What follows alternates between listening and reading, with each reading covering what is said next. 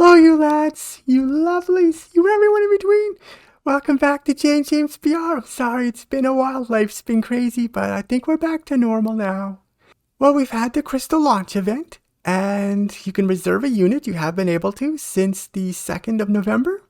Pimax says that they should be getting in customers' hands before Christmas. Personally, I'm thinking early to mid-January is more likely. We'll see. I'm expecting mine in mid-January. That'd be nice. I'm fine with it. I work all December anyway. What's the difference? Alright, but the real thing, the real news, is actually the Pimax Portal.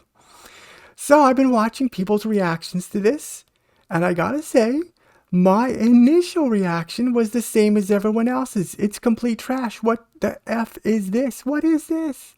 Some weird thing? Living room stuff? I don't want living room stuff. I'm a VR enthusiast. I'm not going to have people in my house. I don't have any friends in meat space. Ew. Unsanitary. I want VR stuff. And they didn't cover that for quite a while into the video, and I think a lot of people just dropped out or stopped paying attention or tuning in. And they actually missed that this is actually a pretty sweet device. If you actually go and you look at just the VR stuff, because this is, after all, this is JameJame's VR. It's not JameJame's living room entertainment or JameJame's handheld gaming. It's none of that. This is JameJame's VR. So if we just look at this as just a VR device and we ignore all the other shit that's associated with this product and just look at the VR, this is actually a pretty awesome little product.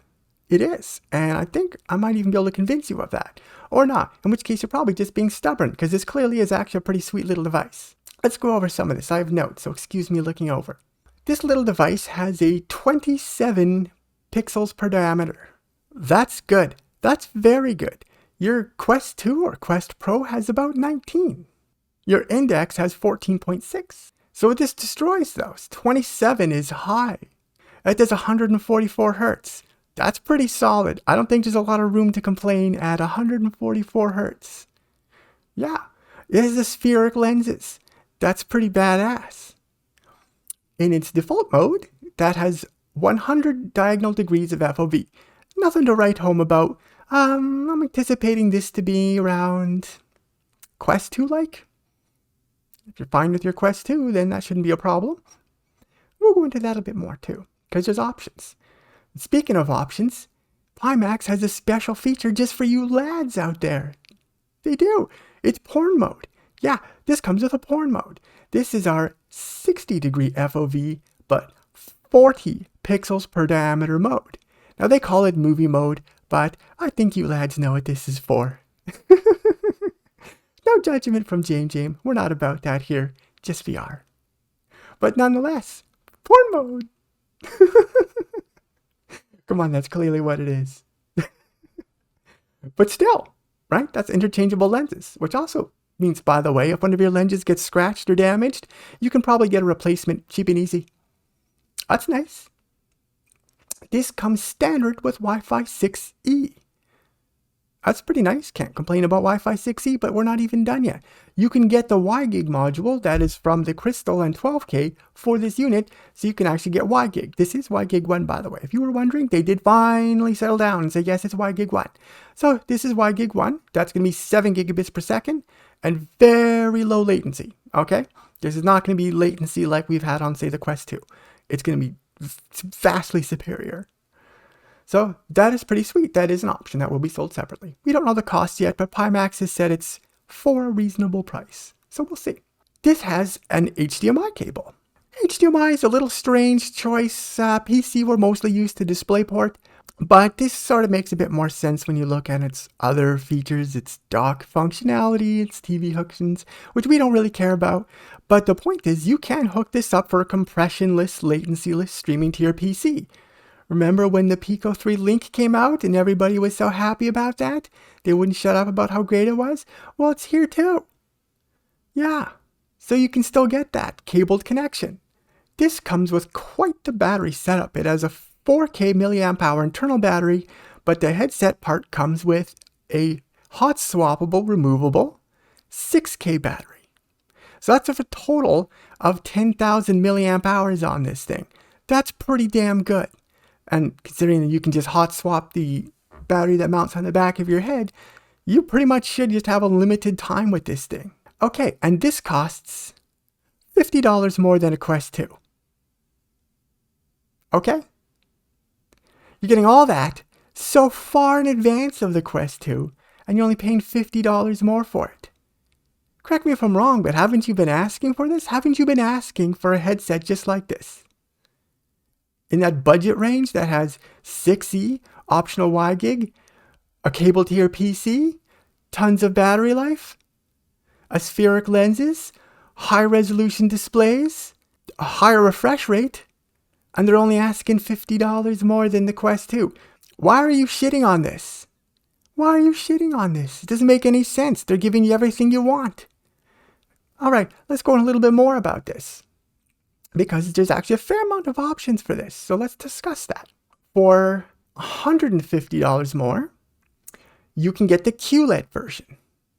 Now, that's a decent chunk more, but what are you getting? That QLED display, which has a higher color gamut and supports local dimming. So you're going to be getting OLED blacks. Now, local dimming works a little bit different on OLED. There can be a halo around colors. We don't know a whole lot about this specific stuff yet, but you're going to be getting incredibly better blacks, way in surpass of anything short of OLED. Very good. Very comparable to OLED, in fact. Okay? And in a wide black area, it will be just as good. Oh yes, and that QLED display does 200 nits. So that's about double your index. Oh yeah, and I forgot to mention, that QLED display also does HDR. So you're getting an amazing display there. 150 is a bit more though. But nonetheless, we're still not an expensive headset in the scheme of things. You're still way below the index. And yet there's still more options, although we don't actually know the prices of these yet. Well, I am sure at some point they're going to be revealed during their Kickstarter campaign. I know, Kickstarter again. Goddamn Kickstarter. I wish they chose any other option, but that's what they went with, Kickstarter. What can you do? So there's going to be the Social Edition. This will have eye, face, and lip tracking. How's that for your VR chat needs? It couldn't be better. Of course, we don't know how much that's going to cost you, but it's fair to say that this is going to be sub 1,000, I think, right? Like for the total kit, I'm pretty sure of it. We're not even done yet. I mean, it is Pimax, so what we want is a nice wide display. Well, that's available too. Again, we don't know how much this is going to cost, but that's the Horizon. And that is a different, we'll call it the sleeve, the cardboard part. The Horizon is a 140 diagonal field of view. So that's going to work out to, we'll say 120 to 125 horizontal field of view.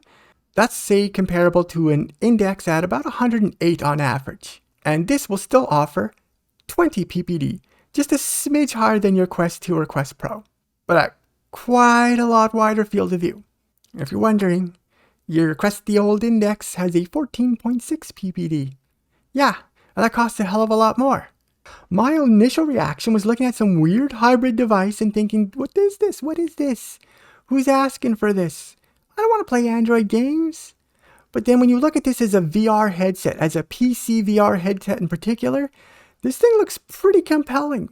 So think about this. Everyone else has been just shitting on this product without actually really looking at what it's actually giving you, which is a hell of a lot for really not that much. I'm willing to bet that the Social Edition, the Horizon, all that stuff, the QLED, that's still going to be sub $1,000. I'm almost certain of it. And you're not going to get anywhere near anything competitive to that, anywhere near that price range. Is the Portal really that bad? I think the Portal actually sounds pretty friggin' cool. And then I guess you can take it on the bus with you and play your crappy Android games. I don't know, I'm a VR gamer, so I'm just talking about the VR stuff. But this is pretty sweet in a lot of ways when you actually look at this fairly and objectively, which I'm not hearing a lot of people do. Well, that's it. That's my take on the Portal. Let me know what you guys think. All right, you lads, you lovelies, you ever in between. It's so great to be back. I've missed you all very much, and I will see you next time. Bye-bye.